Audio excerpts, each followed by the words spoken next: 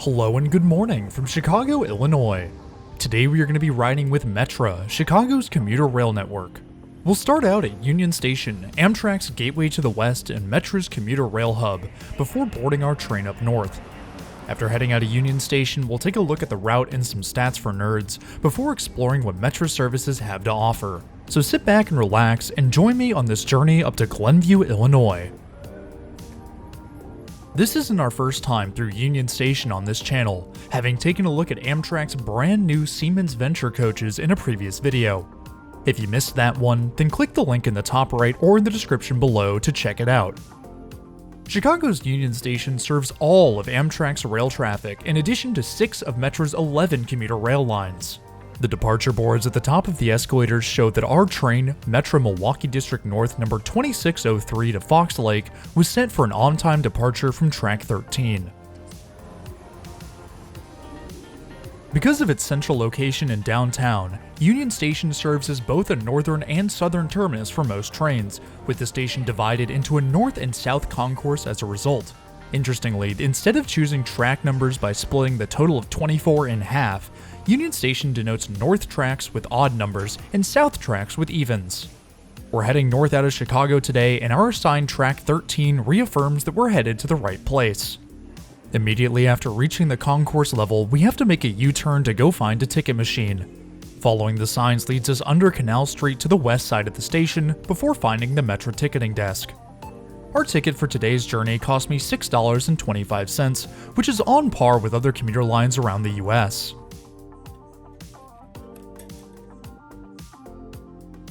After grabbing a light breakfast from the Starbucks in the food court, it was time to head to the North Concourse for boarding. Waiting for us on track 13 is train 2603, with the usual consist of gallery coaches. A recent addition to some Metra consist are bike cars. In a bid to increase accessibility and onward transit connectivity, Metra began adding bike cars to select routes and trains, which ups the usual capacity from 5 to 16 bikes per car. The layout is rather interesting and we'll take a look at it later, but for now we'll climb aboard and find a seat for today's journey.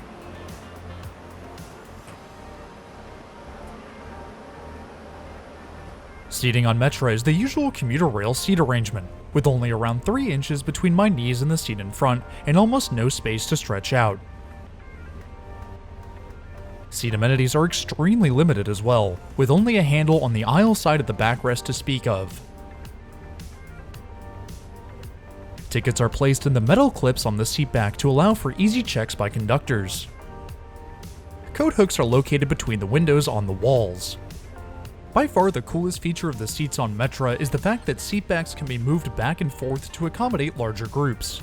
Pushing the seat back flips it to the other side, making a seating arrangement for a group of 4, although actually fitting 4 people here seems impossible, with almost no room for everyone's legs.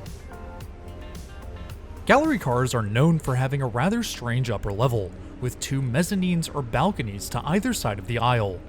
This design allows for conductors to easily check tickets and monitor passengers on both levels. The upper levels are accessed through 4 sets of stairs at the center of the train, but the stairwells are narrow and very steep. The aisles on each side are barely wide enough to get past the seats, and it would be near impossible for 2 people to pass one another. These seats, much like the ones downstairs, can be moved back and forth to accommodate groups of 2, but much like the usual benches, there really isn't enough space for 2 people's legs. For 1 person, the seats provide the same 2 to 3 inches as the bottom floor, with almost no amenities to speak of. If the 1x1 seating isn't your style, Metra includes longer bench seating towards the ends of the coach on the upper level. The seats here are initially folded up for increased accessibility, but put up little resistance when moved. The one advantage of sitting upstairs is the additional storage afforded by the gallery cutout. Although technically accessible for the passengers downstairs, the luggage racks are much easier to reach from up here, and with the racks that are actually for upstairs passengers, there's more than enough space for your belongings. Making our way back downstairs, the doors close and our train departs right on time for this 36-minute journey up to Glenview. Our route for today will see us heading north out of downtown Chicago, following the Chicago River, turning west across the north side of West Loop. The tracks then meet up with those from Ogilvie Transit Center past Ogden Avenue. We'll then break off from the westbound tracks, making our way northwest past Metra's Grand Avenue Yard, sweeping further north before aligning on a straight shot into Glenview. We'll cover a total of 17.5 miles between Chicago and Glenview, with 8 station stops along the way. As our train leaves Chicago behind, let's take a quick look at some stats about our train. Our train this morning is Metra Milwaukee District North number 2603 and is powered by MPI's MP36PH-3C locomotive number 401. Each MP36PH is powered by EMD's 645 V16 engine, producing 3,600 horsepower. Each locomotive is rated for a top speed of 102 miles per hour, but track speeds limit trains to a top speed of 80 miles per hour. Metra consists vary in size and variety, but our train consists of 6 gallery coaches manufactured by Rail, Bud, Nippon Sharyo, and Pullman. Within those 6, the front 3 are regular coach cars, the 4th is our bike car, with the 5th and 6th being both cab cars. If you're enjoying the video so far, I would really appreciate it if you hit that subscribe button down below. It's totally free and it really helps support the channel. If you want to go the extra mile with your support, then check out the channel's Patreon. If you want your name in the video, access to exclusive weekly posts, and even the opportunity to vote on future videos, then click the link in the top right or in the description below to learn more. Bathrooms are available throughout Metra's fleet, however our car doesn't have a bathroom, so we'll head to the next car to find one. Passing through the gangway brings us into one of Metra's Nippon Sharyo cars. Seating in these coaches is identical to ours, but with slightly different upholstery. At the center of the car is an accessible bathroom. The bathroom certainly leans more towards the side of function over form, with really just a toilet and nothing else. The bare metal walls are far from welcoming, but at least they're clean of graffiti. Where there should be a sink is, well, nothing, instead replaced by a hand sanitizer dispenser. There's still paper towels, however, with 1 roll of toilet paper that's running low. The toilet is just that, a toilet, but it's actually rather clean and in better condition than I had expected. The only other features of note are the clear plastic holster on the wall for posted announcements and a coat hook on the wall opposite the door. Does it work as a bathroom? Yes, but is it a nice one? No. The lack of a sink, which is really a basic necessity, is rather unnecessary and kinda declassifies it from a bathroom to really a porta potty on wheels, but hey, at least the toilet's nice. Unlike most of the cars on our train, ours is a bike car, which means that the rear half of the bottom floor has been converted into bike storage. This unusual floor plan means that almost the entire car is empty, with only a few passengers dotted throughout the upper level. Originally built by Pullman in the 1960s, this car, 8749, is the last of the 8700 series of cars to remain in service, with the only preserved car from the series remaining at the Illinois Railway Museum.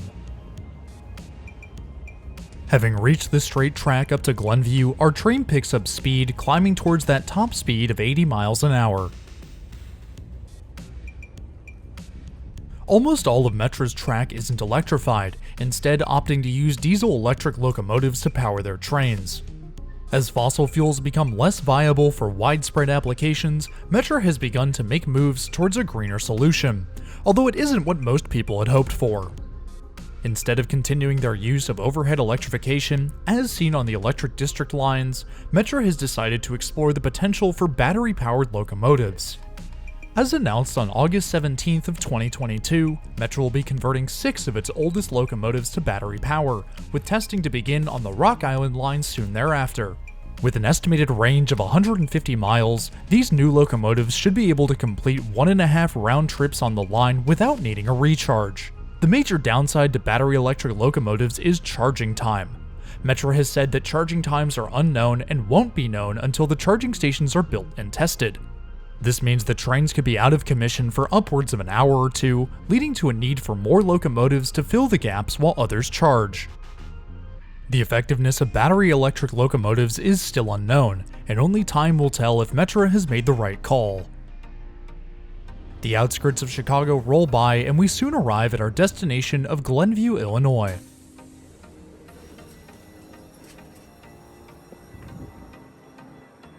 Passengers make their way on and off the train before the doors close and train 2603 continues on its journey up north.